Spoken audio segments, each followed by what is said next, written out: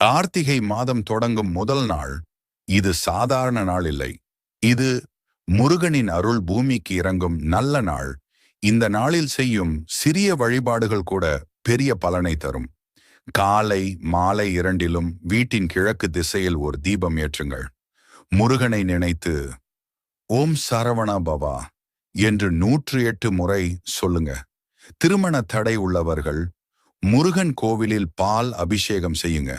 குழந்தை வேண்டுவோர் வெள்ளை மல்லிகை மாலை பூட்டி முருகனை வழிபடுங்க. வேலை தொழில் தடைகள் உள்ளவர்கள் சிவனுக்கும் முருகனுக்கும் நெய் தீபம் ஏற்றி வழிபாடு செய்யுங்க.